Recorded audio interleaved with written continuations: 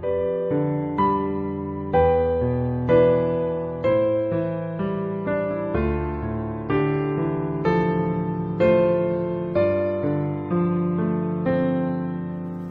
Ibu, dan saudara-saudara yang terkasih dalam Tuhan Yesus, kembali kita bertemu di dalam sapaan harian GKJ Manahan. Hari ini kita akan belajar dari dosa bangsa Israel, dan sebagai natsnya saya ambilkan dari 1 Korintus 10 ayat yang ke-6 sampai yang ke-12. Yang demikian firman Tuhan. Semuanya ini telah terjadi sebagai contoh bagi kita untuk memperingatkan kita, supaya jangan kita menginginkan hal-hal yang jahat seperti yang telah mereka perbuat, dan supaya jangan kita menjadi penyembah-penyembah berhala, sama seperti beberapa orang dari mereka. Seperti ada tertulis, maka duduklah bangsa itu untuk makan dan minum, kemudian bangunlah mereka dan bersukaria. Janganlah kita melakukan percabulan seperti yang dilakukan oleh beberapa orang dari mereka, sehingga pada satu hari telah tewas 23.000 orang. Dan janganlah kita mencobai Tuhan seperti yang dilakukan oleh beberapa orang dari mereka, sehingga mereka mati di pagut ular. Dan janganlah bersungut-sungut seperti yang dilakukan oleh beberapa orang dari mereka, sehingga mereka dibinasakan oleh malaikat maut. Semuanya ini telah menimpa mereka sebagai contoh dan dituliskan untuk menjadi peringatan bagi kita yang hidup pada waktu di mana zaman akhir telah tiba. Sebab itu siapa yang menyangka bahwa ia teguh berdiri, berhati-hatilah supaya ia jangan jatuh. Bapak, Ibu, dan saudara-saudara yang dikasihi Tuhan, ketika Musa diutus Tuhan memimpin bangsa Israel keluar dari tanah Mesir, diperkirakan ada lebih dari 2 juta orang bangsa Israel yang dibawa ke tanah perjanjian, yaitu Kanaan. Namun Alkitab kita mencatat bahwa sebagian besar dari angkatan itu ditewaskan di padang gurun karena Allah tidak berkenan atas hidup mereka. Hari ini kita mau belajar hal-hal apa saja yang membuat Allah tidak berkenan atas mereka melalui Rasul Paulus ketika ia mengingatkan kepada jemaat Korintus, dan ini adalah pelajaran untuk kita semua juga. Yang pertama, jangan kita menginginkan hal-hal yang jahat. Mendengar kata jahat, mungkin pikiran kita langsung akan tertuju pada iblis. Sepertinya benar, tapi ternyata itu kekeliruan besar. Alkitab dengan lantang menyebut bahwa sumber kejahatan bukanlah iblis, tetapi hati manusia.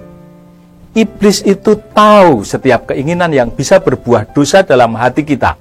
Iblis hanya bertugas sebagai stimulator, tetapi eksekutornya tetaplah manusia. Yang kedua, jangan kita menjadi penyembah-penyembah berhala. Berhala adalah sesuatu termasuk bentuk kegiatan yang mengambil posisi Tuhan sebagai yang utama dan terutama. Dalam sebuah survei yang saya baca, menyebut bahwa 90% orang di Amerika mencari gadget pertama kali saat bangun pagi. Lalu bagaimana dengan kita? Perhatikan baik bahwa handphone atau gadget bisa menjadi berhala. Bahkan penyakit ini sudah masuk ke dalam gereja. Bisa kita bayangkan, Tuhan sedang berfirman melalui hambanya, tetapi banyak yang bermain handphone. Selain HP, berhala lainnya bisa berupa uang, hobi, game, bahkan keluarga pun bisa menjadi berhala. Bukan hanya itu, pelayanan pun bisa menjadi berhala apabila fokusnya bukan Tuhan. Yang ketiga, janganlah kita melakukan percabulan. Paulus mengingatkan orang-orang di Korintus agar menjauhkan diri dari percabulan. Dikatakan bahwa setiap dosa lain yang dilakukan manusia terjadi di luar dirinya, tetapi orang yang melakukan percabulan berdosa terhadap dirinya sendiri. Yang keempat, jangan kita mencobai Tuhan. Arti dari mencobai Tuhan adalah menantang Tuhan dengan meragukan kekuasaannya melalui ucapan-ucapan yang bernada cemoohan kepada Tuhan.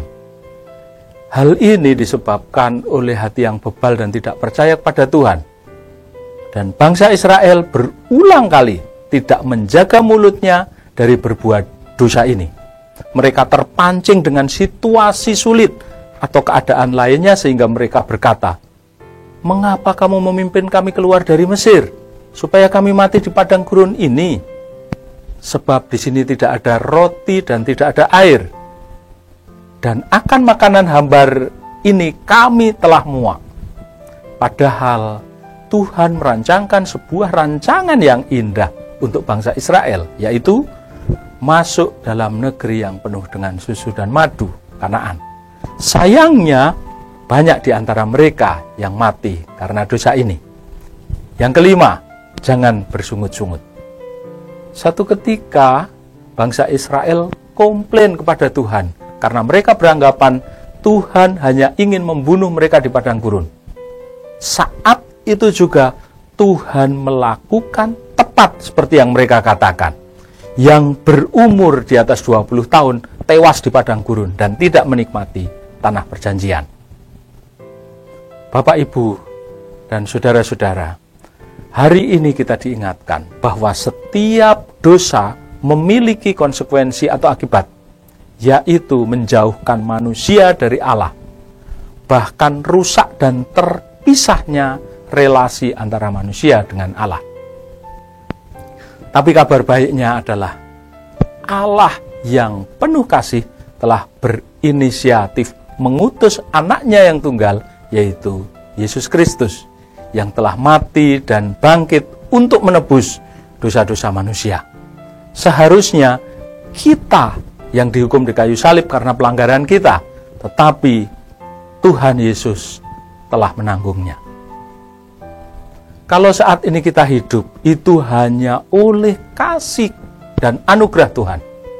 Roh Kudus akan memampukan kita untuk belajar dari 5 dosa bangsa Israel untuk waspada dan tidak jatuh di dalamnya. Caranya dengan tetap teguh berpegang pada firman Tuhan setiap waktu. Tuhan Yesus memberkati kita semua. Amin. Mari kita berdoa. Bapa, kami bersyukur saat ini Engkau ingatkan melalui apa yang dikatakan, diberitakan, diajarkan oleh Paulus kepada jemaat di Korintus. Ketika Paulus mengingatkan kepada jemaat di Korintus tentang dosa-dosa yang pernah dilakukan oleh bangsa Israel ketika dipimpin Tuhan untuk masuk ke tanah Kanaan. Bapak, biarlah kami boleh dijauhkan dari setiap pencobaan ini dan kami boleh hidup di dalam kasih karunia Tuhan. Roh Kudus yang akan memampukan kami untuk kami melakukan dan memikirkan segala hal yang benar menurut firman Tuhan. Terima kasih Bapa, hanya di dalam nama Tuhan Yesus kami sudah berdoa dan bersyukur. Amin.